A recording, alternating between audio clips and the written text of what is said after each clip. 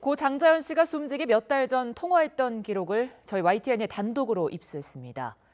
통화 기록에는 이무재 전 삼성전기 고문의 것으로 보이는 번호도 나왔는데요.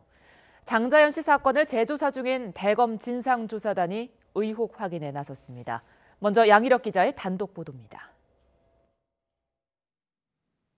고 장자연 씨의 휴대전화 통화 기록입니다. 장 씨가 숨지기 9달 전인 2008년 6월 누군가와 집중적으로 연락한 흔적이 나옵니다. 뒷자리가 7로 시작하는 번호로 6일부터 17일까지 12일 동안 모두 35차례. 24차례는 음성통화였고 11차례 문자메시지가 오갔습니다.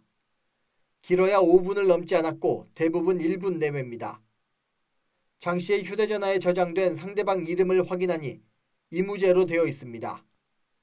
법무부 과거사위원회의 진상조사단은 이 인물이 이무재 전 삼성전기 고문과 동일 인물로 보고 임씨 측에 사실 확인을 요청했습니다. 실제 임 전 고문이 전화한 두 곳의 장소를 확인해보니 수원 삼성전기 본사가 있는 주변 기지국으로 나타났습니다. 삼성전기 고문으로 재직했던 임 전 고문은 이부진 호텔신라 사장과 4년째 이혼 소송을 벌이고 있습니다. 진상조사단은 이무재 측에 당시 장 씨와 통화한 구체적인 경위와 함께 휴대전화가 이부진 사장 명의인 이유 등을 조사하고 있습니다.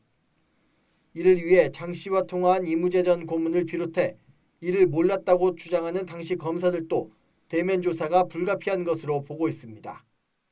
고의적으로 소환을 하지 않았거나 이런 데에 대해서는 상응하는 조치를 취하도록 하겠습니다. 필요하다면은 부를 수도 있지 않는가 그렇게 생각을 합니다. 실제 조사를 맡은 대검찰청 진상조사단은 강제 수사권이 없는 만큼 핵심 인물들의 협조에 의지할 수밖에 없습니다. 진상조사단은 새로 제기된 의혹을 규명하기 위해 다음 달 5일로 예정된 활동 종료일을 연장해달라고 요청할 예정입니다. 임 전 고문의 통화 내역에 대해 YTN 취재진은 변호사를 통해 연락을 시도했지만 드릴 말씀이 없다며 답변하지 않았습니다. YTN 양혜혁입니다. 이와 관련해 부실 수사, 또 외압 논란이 이어지고 있는데요. 사건을 담당했던 검사가 YTN 취재진에게 직접 입장을 밝혔습니다.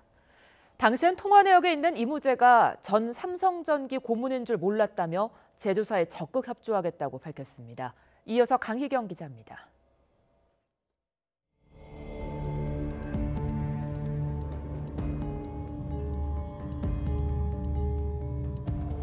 배우로 활동하던 고 장자연 씨는 지난 2009년 3월 성접대 폭로 문건을 남기고 세상을 떠났습니다. 당시 검찰은 장 씨의 소속사 대표를 폭행 등으로 기소하고 유력 인사가 포함된 17명의 성상납 혐의는 모두 무혐의 처리했습니다. 9년이 지나 이무재 전 삼성전기 고문과 장 씨의 통화 사실이 추가로 드러나자 인터넷 청원 등에서 의혹을 밝히라는 목소리가 확산하고 있습니다. 지난해 검찰을 나와 현재 변호사로 활동하고 있는 당시 사건 담당 검사가 침묵 끝에 YTN 취재진과 만나 자세한 입장을 밝혔습니다. 당시는 이른바 장자연 문건에 등장하는 인물들 수사에 집중했기 때문에 이무재란 인물을 인식하지 못했다는 겁니다.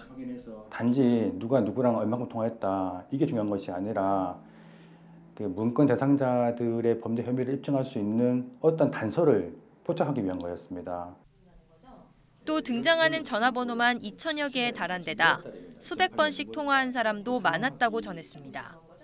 이무재란 사람이 등장한다 하더라도 그 사람이 누구인지 알 수가 없고 또 몇 번 통화했다고 해서 바로 범죄로 의심할 수도 없던 상황이었습니다. 이무재에 대한 부분에 대해서는 그렇게 유의미하게 관심 있게 관찰하지 않았습니다. 통화 내역 명의자가 이건희 회장의 장녀인 이부진 호텔신라 사장의 명의인 줄도 최근 보도를 통해 알았다고 해명했습니다. 수사에 문제가 있다면 왜 보관하던 통화 자료를 진상조사단에 전달했겠냐며 당시 외압은 전혀 없었다고 강조했습니다. 박 전 검사는 그동안 경위를 정리해 공개하고 진상조사단에 최대한 협조하겠다고 말했습니다. YTN 강희경입니다.